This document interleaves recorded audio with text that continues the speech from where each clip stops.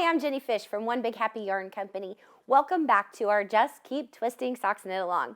These socks rock. They are toe up with a mock cable texture stitch, an afterthought heel, and a snug but comfy cuff. So many details and super fun things to learn in this knit along. If you still need supplies, check out onebighappy.com. Are you ready to finish these bad boys up? Let's get started. Okay, so here we are. In the last episode, we took out the scrap yarn. We reset our heel stitches on our needles. Now we're ready to finish up this heel. So what we want to do is start knitting. Okay, I'm in a magic loop setup. I'm going to pull my back needle out. A little snug there. There we go. And there's this gap right here. You can just keep knitting and have it close up and seam it up later, but a hole kind of tends together when you're using this method. What I like to do is add an extra little stitch here in my heel area, and this is on the sides, right here and right here. I can decrease them out as I go along, but I want to show you the technique that I use to close up this little area. And like I said, you don't have to do this. This is just a tip that I use to help snug this area up. So here we go. I'm going to slide my needle in here, right in the middle there. I've got two legs of that stitch resting on the top of my needle, and I'm going to pick up my yarn here. Get it around there. There we go. And I'm just going to pull it right through those two legs like that. And now I'm going to go on to the stitches that are on my needle and knit those. Now I am adding an extra stitch here that I will need to decrease out later. But I do that as kind of like a safety stitch in there because this type of heel tends to leave a hole where these sides meet. So I'm just trying to in advance reduce that by putting in a little extra fabric there. Okay, so I'm knitting across here.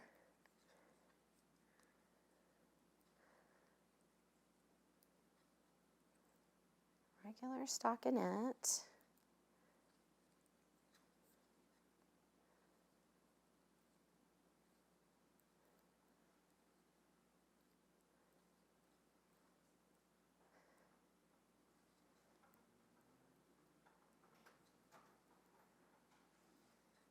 So I want to show you something that happens when you're picking up stitches off of a lifeline. Sometimes you might snag into the stitch below. And if you see this little strand of yarn right here, it's not attached to the next stitch. It's actually attached to the stitch below. This happens. It's just nature. It happens when you're doing this. But I want to show you how to fix that. You just lift it up and over, and then you can kind of just fuss it back down. Is that a technical term? Fuss it? Well, I'm going to use that. Okay, so I'm just kind of going to manipulate that stitch down in there, and it's going to fall into place as I knit into the next stitch. Like, let me go back. Okay, it got snagged again. Okay, I'm dropping that off, and then I'm going to knit into the, it's really hard to hold it like this. Okay. There we go.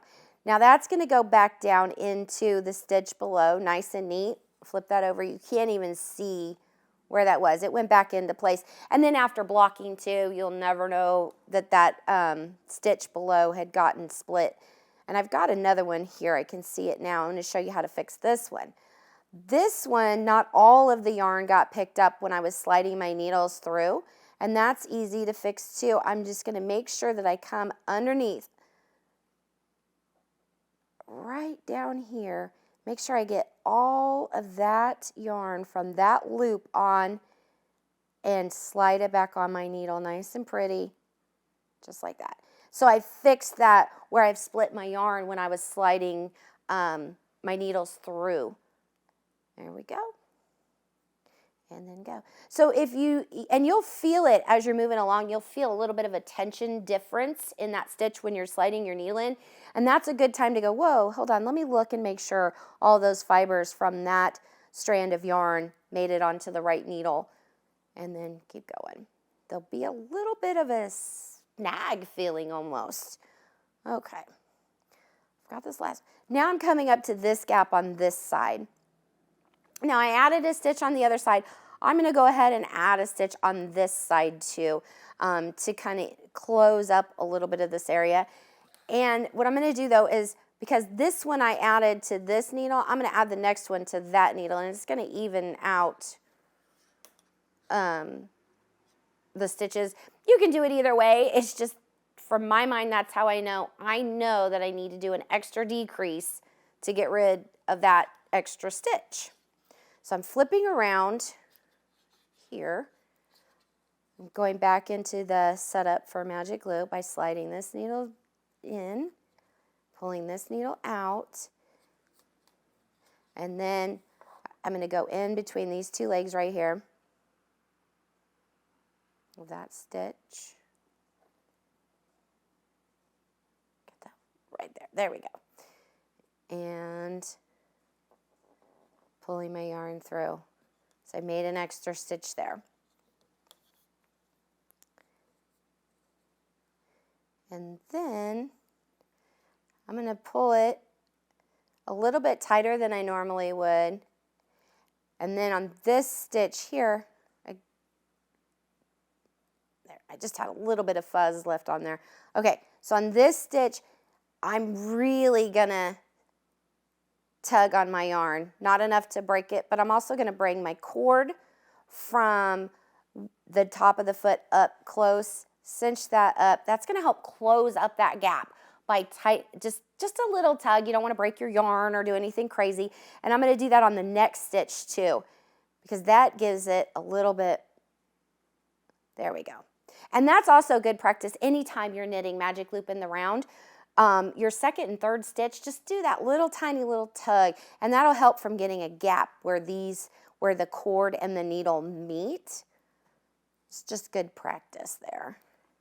Okay, then we'll knit across these.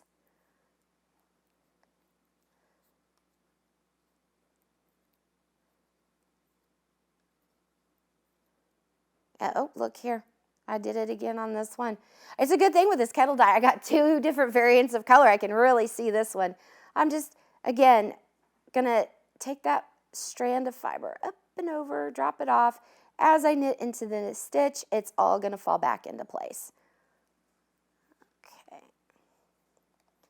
What I want to do, because I know that I added an extra stitch on both sides, I'm going to do another round of just decreasing that one stitch on both sides, because that way I get set back to match my pattern. And so I'll show you how to do that. Here is my tail that when I started, and I'm going to, again, put another slip knot in here because I keep grabbing it by accident. So I know not to grab that. I'm going to pull my back needle forward and okay, knit one. Now I'm going to decrease that one extra stitch out by doing a knit two together. And a knit two together is simply putting your needle through two stitches and knitting those two together. And now the rest of this, I'm just going to continue knitting till I get to my next needle. And this is going to get me back to the original amount of stitches. Then I can go back to the pattern and follow the directions there. But I just like doing that little extra step right away. It's not always perfect for closing up that little gap on the side of the heel, but it seems to work for me. And there's another technique when we're done that I'll show you that you can use your yarn tails also. Okay. Almost there. Just keep knitting. Now I'm not going to do any kind of decrease on this side because I only added one. I'm going to do the next decrease on this side.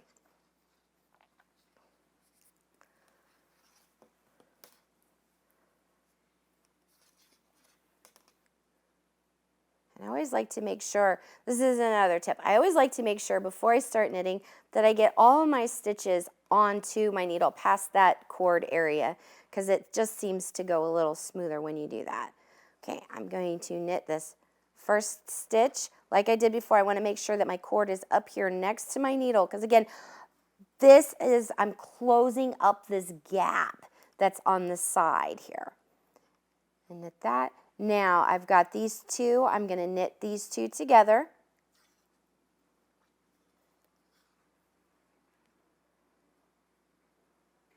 And I'm holding this cord with my index finger of my left hand in the back. I don't know if you guys can always see that, but I do that for the first couple of stitches just to make sure that that cord isn't putting extra tension on that gap area. And then I knit. Once I get all the stitches knit on this needle, then we'll be back to the pattern.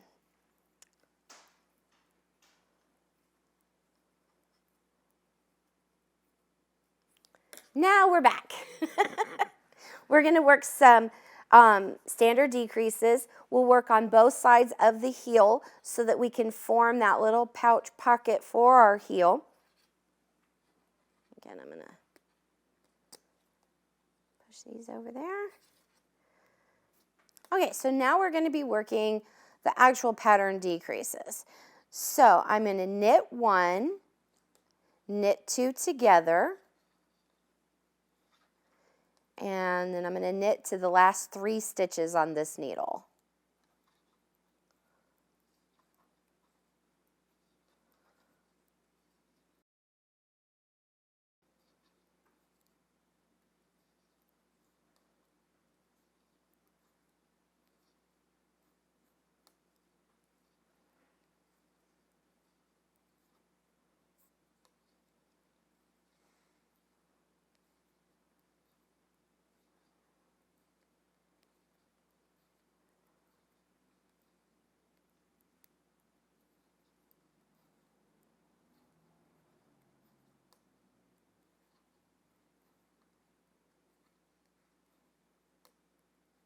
Okay, so now I'm to the last 3 stitches, and I'm going to do an SSK, which is slip, slip, knit. So I'm going to slip the first stitch as if to knit, slip the second stitch as if to knit, and now I'm going to take my left needle and put it through so that my right needle is through the back 2 loops, and now I'm going to knit those 2 together. And what that does is it gives it a leaning increase here. And now I'm going to knit this last stitch. So these 2 decreases, we've got one going this way and one going that way, and that's going to shape our heel as we go along. That's why we're not doing the same type of decrease on both sides. We want them to lean in to form that heel cup. Okay, so that's this side. We need to do the exact same thing on the second needle.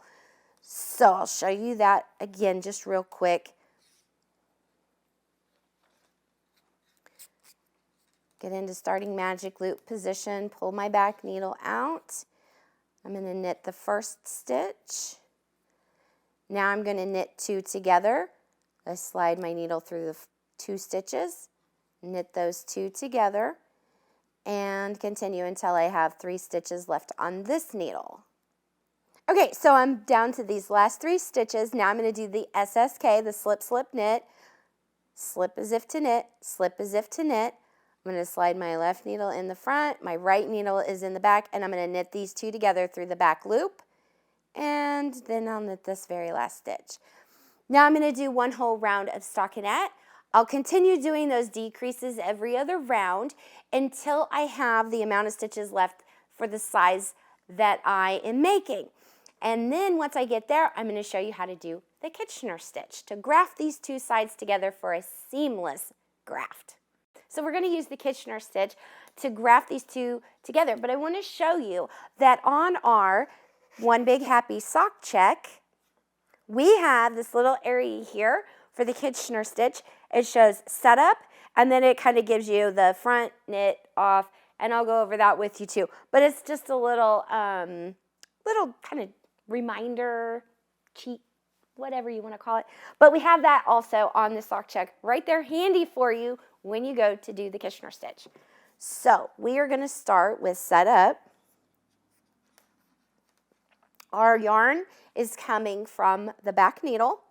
We are going to work into the front stitch, and we're going to do a purl stitch. So let me show you what that looks like. I've got my yarn, I've cut it, I've got it on a tapestry needle, bent tip. That's my preferred needle to use.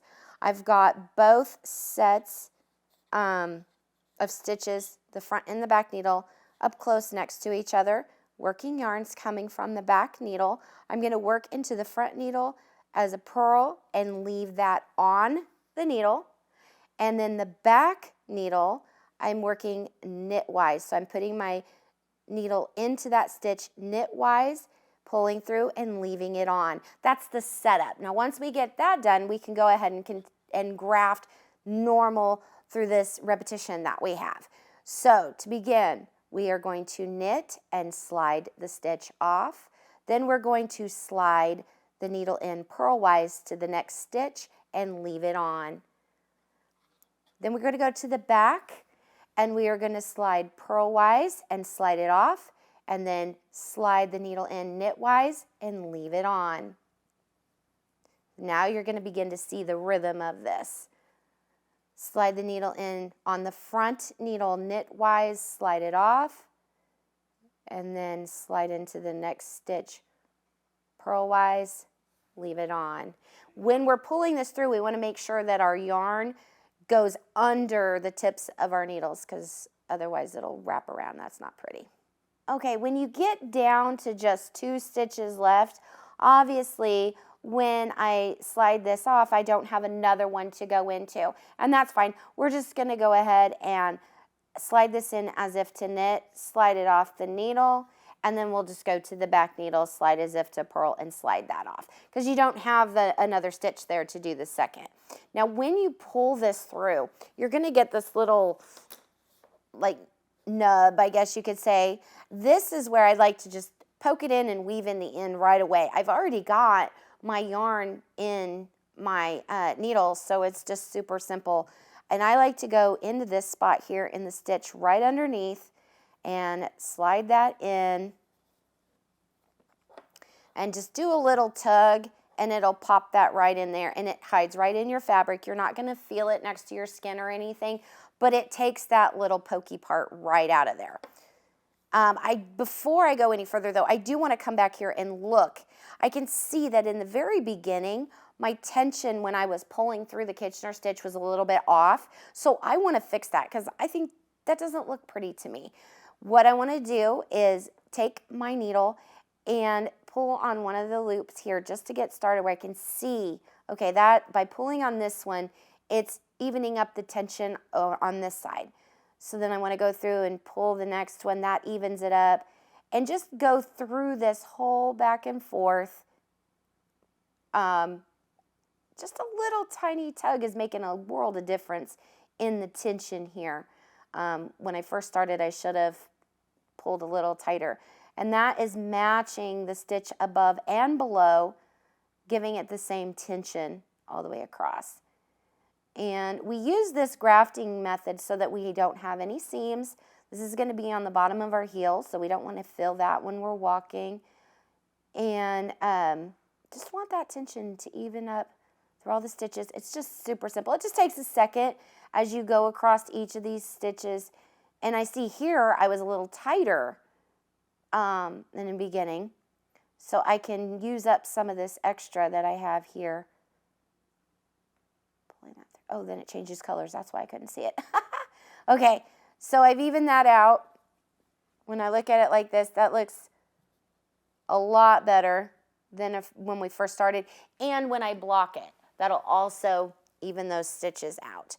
So now I'm back here to weave in. I want to look at my heel area. Now this one, this is where I added that extra stitch to close up that gap. I don't see any holes here. That looks really nice. So I'm not going to worry about it on this side, and I'm just going to go ahead and weave this end in. And I like to do a duplicate stitch whenever possible. It's just my preferred method, but you can weave these ends in whichever way you prefer. But I like to get in here and just follow a stitch pattern and just tuck it in there nice and neat. Go under here, like that. And since this is all in the same color, you don't have to be exact. Just you want to try to keep it all on the back side. So get those ends securely in there.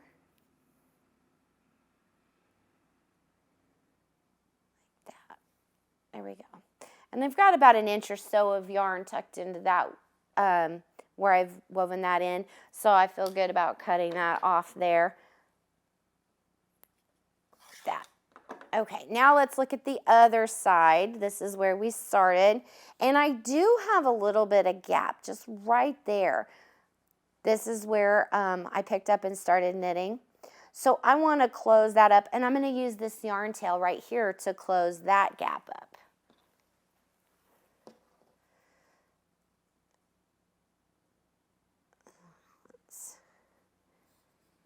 And as I'm looking at this, and yours might look a little bit different, but just really look at your knitting and see where your stitches are. For me, I want to come through these two legs right here.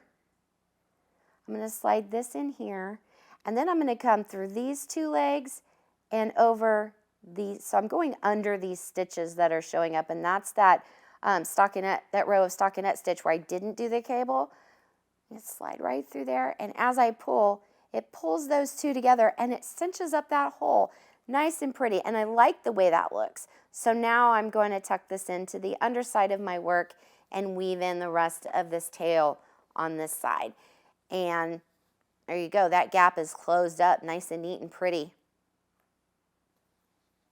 All right, so I'm going to continue weaving in these ends, get this all nice and tidy on my little sock here for Lila, and we're going to come back and talk about blocking.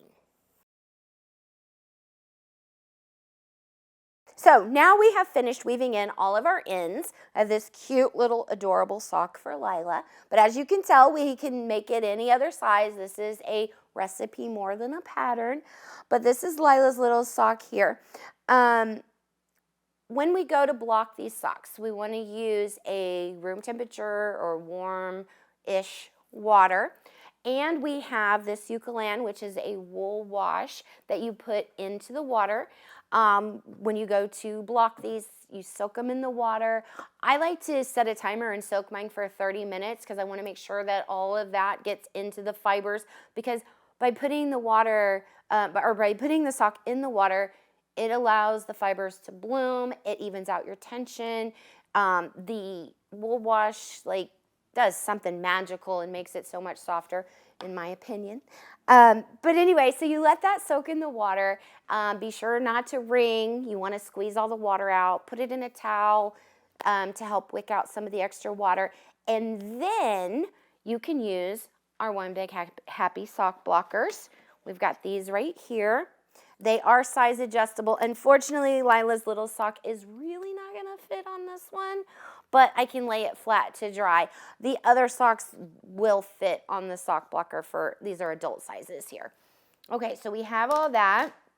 And then I want to also talk about the yarn in general.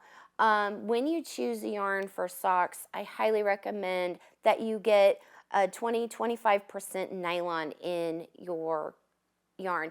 You don't really want 100% wool. Socks that I've made in the past, now my husband has a size 13 shoe, and I made him a pair of 100% wool socks one time, and after about 3 wearings, he wore them out. So that nylon is in there for structure, durability, make them last longer, and trust me, when you have made a size 13 sock, you don't want to remake them. So, highly recommend getting one with nylon in it. These kettle dye yarns are I love them. I saw them and I'm like, okay, now I have to have one in every color. Speaking of which, there is enough yarn in these hanks that you can get, that you'll be able to make any size. You can make a size 13 pair of socks because you have plenty left over. What you can do with some of that leftover yarn is like what I've done over here. I have used some of this scarlet for the toe, the heel, and the cuff. So I could make a solid pair and then have a little bit left over to do bits and pieces of another sock. I also, this is like discussion minute here, want to point out something else too. Again, this is a recipe, not necessarily like you have to follow the pattern step by step. One of the things that you can change if you're interested in is the cuff. On this 2-color sock, I did a 2x2 ribbing. That's usually what I do. But when I was doing the solid and I started out with the 2x2 ribbing on this sock, I just didn't like the look of it. So I changed it to a 1x1 and then I fell in love with it. I was like, ooh, I really like that. But you can choose what you want to do. You know, the pattern directions give you a circumference for the foot, but as far as the length of the foot and the length of the leg, that's completely up to you and who you're making the sock for. So I really want to say thank you for hanging out and knitting these socks with me. If you have any questions or need a little more information, feel free to leave a comment. You can also join our Facebook group. We have a link in the description below. We'd love to see pictures of your progress in finished socks and any projects you're working on. We all love knitting and crocheting on our Facebook group. I can't wait to see all of your socks. Happy knitting!